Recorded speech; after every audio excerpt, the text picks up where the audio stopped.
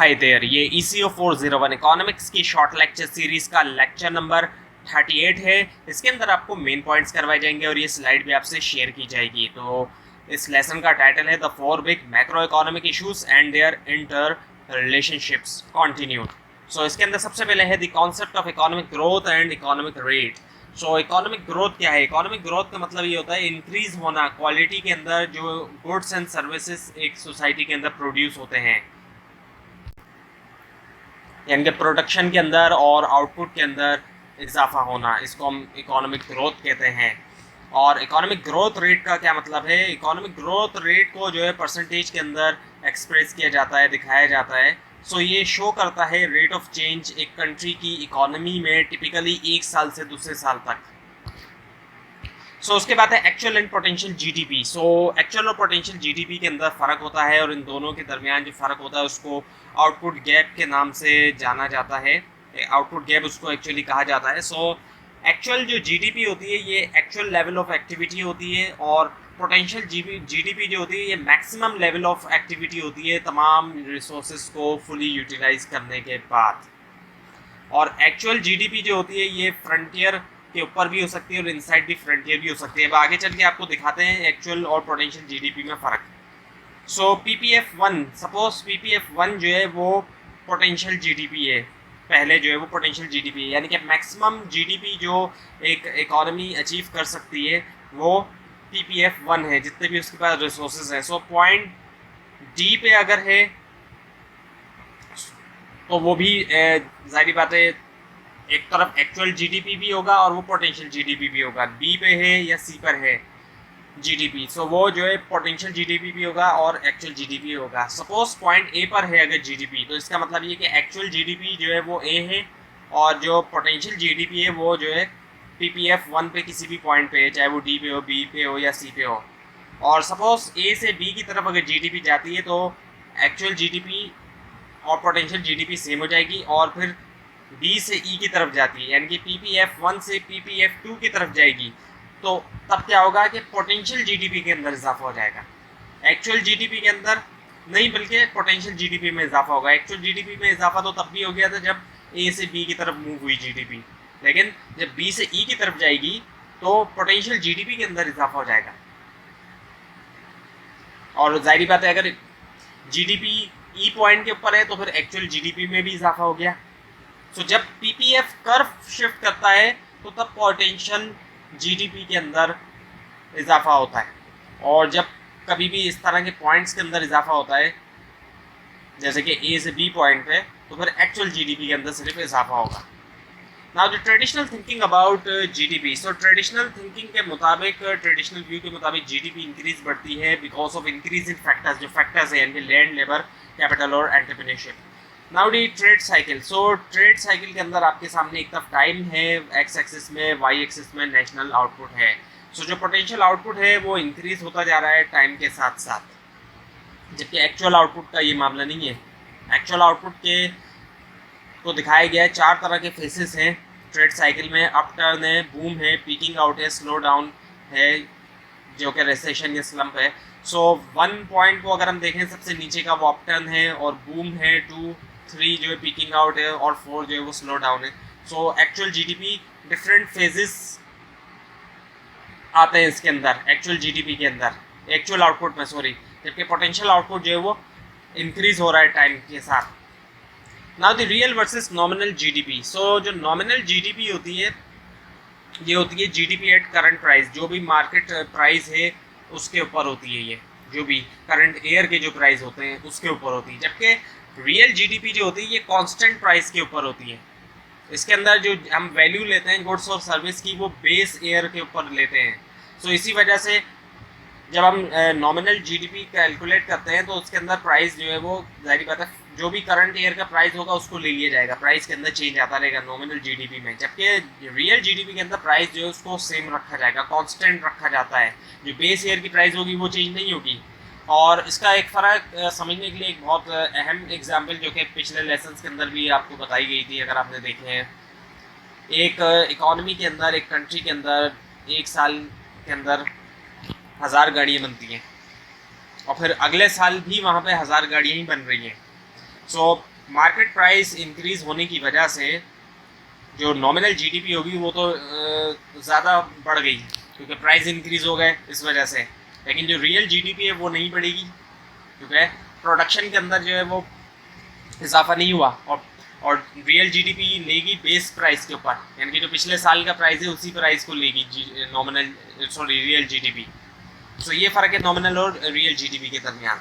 सो उसके बाद है फिर aggregate GDP versus per capita real GDP. So जो इकोनॉमी टोटल इनकम होती है या फिर जो सम टोटल होता है इनकम का एक इकोनॉमी के अंदर एक गिवन पीरियड में, यूजुअली एक साल में, उसको जाना जाता है एग्रीगेट जीडीपी के तौर पे या फिर एग्रीगेट इनकम लेवल के तौर पे।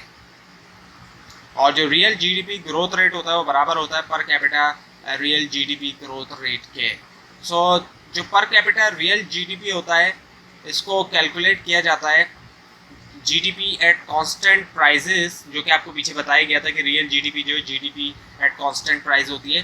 सो जीडीपी एट कांस्टेंट प्राइसेस को जब डिवाइड किया जाता है पॉपुलेशन से कंट्री की, तो पर कैपिटा रियल जीडीपी हासिल होती है। Now the question is why growth is an important macro economic issue. Growth एक इम्पॉर्टेंट मैक्रो इकोनॉमिक इशू क्यों है? सो हाई ग्रोथ रेट का मतलब ये होता है कि हायर नेशनल इनकम, जितना ज़्यादा ग्रोथ रेट होगा उतनी ज़्यादा नेशनल इनकम होगी, और उसका मतलब यही होगा कि उतना ज़्यादा बेटर लिविंग स्टैंडर्ड होगा एवरेज।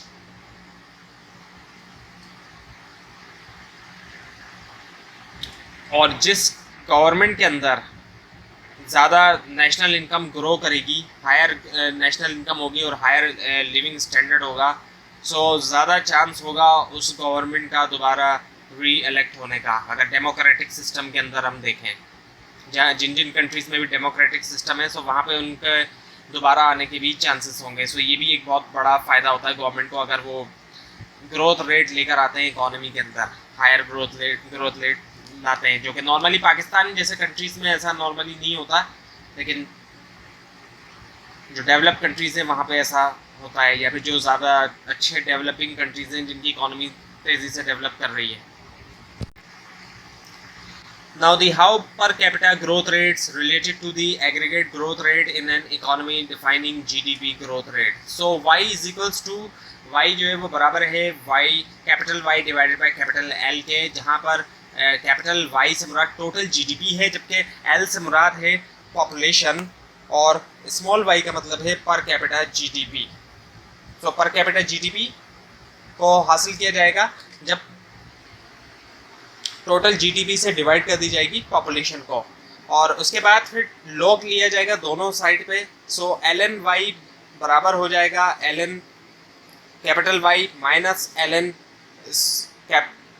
कैपिटल N, और फिर डेरिवेटिव लिया जाएगा। जब डेरिवेटिव लिया जाएगा तो उसके बाद 1 divided by y multiply by dy over dt, और is equals to dy by dt divided by capital Y minus dl by dt divided by capital L। और असल में जो 1 डिवाइडेड बाय y और dy ओवर dt जो है ये है gy, और dy divided by dt divided by capital Y ये है gy, और dl divided by dt divided by capital L ये जो है gl, यानी कि gy जो है वो है growth rate of per capita income, और कैपिटल Y है growth rate of total output, और कैपिटल L जो है वो है growth rate of population. So growth rate of per capita income बराबर है growth rate of total output minus growth rate of population के। अब आपके सामने कुछ फिगर्स दिखाई जा रही हैं टेबल की फॉर्म में, रियल ग्रॉस डोमेस्टिक प्रोडक्शन की फिगर्स हैं ये। सो जापान का, और ये जो रेशियो अच्छा लिया गया है इसके अंदर ये लिया गया 1870 से लेकर 1999 के दरमियान का। सो एनुअल जो ग्रोथ रेट जापान का वो है 3.7%, और जो रेशियो है वो है 100 टाइम्स, जो एक्सपेंशन हुई वही 100 टाइम्स, और जो यूएस का ग्रोथ रेट वो है 3.4% और 66 टाइम एक्सपेंशन, और 3.1 जो है वो ऑस्ट्रेलिया का है और 43 टाइम्स, और इसके अलावा स्वीडन का ग्रोथ रेट 2.8% और 33 टाइम्स, और फ्रांस का 2.2% और 15 टाइम्स, और यूके का 1.9% और 10 टाइम्स जो है इसका expansion. Now the RGDP which is the real GDP per capita figures. So Japan का जो ग्रोथ रेट वो है 2.7% और जो रेशियो है वो है 27 टाइम्स, और एनुअल जो इसका यूएस का जो ग्रोथ रेट है वो है 1.8% और जो रेशियो है वो है 10 टाइम्स, और ऑस्ट्रेलिया का 1.2% और रेशियो जो है वो 4 टाइम्स, और स्वीडन का एनुअल ग्रोथ 2.2% और रेशियो 14 टाइम्स, और फ्रांस का 1.9% और रेशियो जो है इसका 10 टाइम्स, और यूके का 1.3% और रेशियो परसेंटेज जो है वो 1.3 और रेशियो जो है वो 5 टाइम्स। अब पाकिस्तान का ग्रोथ रेट स्टैटिस्टिक्स है जब से पाकिस्तान ने आज़ादी हासिल की है, इसके अंदर 60s, 70s, 90s और 80s और 90s के एरा को दिखाया गया है। सो जो 60s के एरा के अंदर जो एग्रीगेट रियल जीडीपी वो 6.7% और जो पर कैपिटा रियल जीडीपी वो 4% और पॉपुलेशन 2.7% का इजाफा हुआ इसके अंदर। और 70s के एरा के अंदर एग्रीगेट रियल जीडीपी 4.8% और पर कैपिटा रियल जीडीपी 1.7% और पॉपुलेशन 3.1% का इजाफा। और 80s के एरा के अंदर एग्रीगेट रियल जीडीपी 6.4% और पर कैपिटा रियल जीडीपी 3.3% और पॉपुलेशन 3.1%। और 90s एरा के अंदर 4.7% एग्रीगेट रियल जीडीपी, पर कैपिटा रियल जीडीपी जो है वो 2% और पॉपुलेशन 2.7%। और ये जो टेबल लिया गया है ये लिया गया है ज़ैदी इशूज़ इन पाकिस्तान इकोनॉमी। ये जो बुक है अकबर ज़ैदी की बुक है, ये इशूज़ इन पाकिस्तान इकोनॉमी, और ये आपकी रेकमेंडेड बुक में से है जिससे ये लिया गया है। So now the link between growth and the various factors of production. So growth और बहुत से जो फैक्टर्स ऑफ प्रोडक्शन है उनके दरमियान आपस में क्या लिंक जुड़ा है, क्या लिंक है, क्या ताल्लुक है एक्चुअली। सो कैपिटल अगर इसके अंदर इजाफा होता है इससे क्या होगा कि इंक्रीज होगा ग्रोथ रेट ऑफ आउटपुट के अंदर। और कैपिटल डीपनिंग, कैपिटल डीपनिंग का क्या मतलब है, इसका मतलब ये होता है कि पर कैपिटल पर वर्कर के अंदर इजाफा होना, इनकी जो कैपिटल लेबर रेशियो है उसके अंदर इजाफा होना। उससे क्या होगा कि ओवरऑल जो इकोनॉमी एक्सपेंड करेगी और प्रोडक्टिविटी पर वर्कर भी इजाफा होगा। जब एक वर्कर को ज़्यादा कैपिटल मिलेगा तो जो प्रोडक्टिविटी है उसके अंदर इजाफा होगा। और इसके बाद फिर कैपिटल वाइडनिंग। कैपिटल वाइडनिंग जो है इसका मतलब ये होता है ऐसी सिचुएशन जहाँ पर कैपिटल स्टॉक जो है वो उसी रेट से उसके अंदर इजाफा हो रहा है जिस रेट से लेबर फोर्स के अंदर इजाफा हो रहा है। यानी कि कैपिटल पर वर्कर तो सेम रहेगा, कैपिटल पर वर्कर में इजाफा नहीं होगा, वो तो कैपिटल डीपनिंग में होता है, लेकिन इकोनॉमी एक्सपेंड कर जाएगी। क्यों? क्योंकि लेबर फोर्स के अंदर भी इजाफा हो रहा है, जितना लेबर फोर्स में इजाफा हो रहा है उतना ही कैपिटल के अंदर भी इजाफा हो रहा है। इसी वजह से इकोनॉमी एक्सपेंड करेगी एग्रीगेट आउटपुट के अंदर, लेकिन जो प्रोडक्टिविटी पर वर्कर होगी वो सेम रहेगी, ये फ़र्क है। और फिर लेबर है। अब लेबर से मतलब ह्यूमन कैपिटल जो इंसान है, ये भी मैटर करते हैं इकोनॉमी ग्रोथ के लिए, और इनकी क्वांटिटी और साथ में क्वालिटी भी लेबर की कंसिडर की जाती है ग्रो के लिए। दोनों के अंदर इजाफा होना ज़रूरी है। पाकिस्तान के अंदर क्वांटिटी तो बहुत है लेबर की, लेकिन क्वालिटी नहीं है, क्योंकि ना तो एजुकेशन मौजूद है, जो क्वालिटी एजुकेशन है वो मौजूद नहीं है, और साथ में जो स्किल्स वगैरह है लेबर्स के पास वो भी रिलेवेंट नहीं है।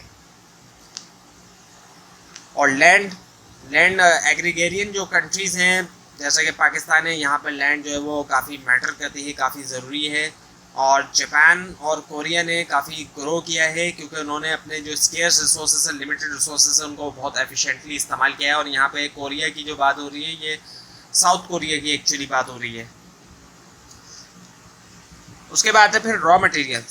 अगर रॉ मटेरियल के अंदर इजाफा होता है इकोनॉमी जो है वो प्रोड्यूस करेगी ज़्यादा आउटपुट, और वो इंक्रीज करेगी जो ग्रोथ रेट ऑफ आउटपुट है। उसके बाद है फिर टेक्निकल नॉलेज। अगर टेक्निकल एडवांसमेंट होती है सो प्रोडक्शन जो है उसके अंदर इजाफा होगा, ग्रोथ रेट ऑफ आउटपुट के अंदर भी इजाफा होगा। सो जो फैक्टर्स हैं टेक्नोलॉजिकल एडवांसमेंट के वो है लर्निंग बाय डूइंग, यानी कि करते हुए सीखना, और इनोवेशन, इन्वेंशन और इनोवेशन। तो ये हुआ लेसन नंबर 38। आपको अगर इस बारे में कोई क्वेश्चन है नीचे कमेंट कीजिए, और इस स्लाइड को आप नीचे डिस्क्रिप्शन बॉक्स में दिए गए लिंक से हासिल कर सकते हैं, लेकिन अगर आपको लिंक ना मिले उसके लिए आप नीचे कमेंट कीजिए, और इस तरह की मजीद वीडियोस के लिए इस चैनल को सब्सक्राइब कीजिए, बेल आइकन के ऊपर क्लिक कीजिए। Thanks for watching this video and best of luck for your exams.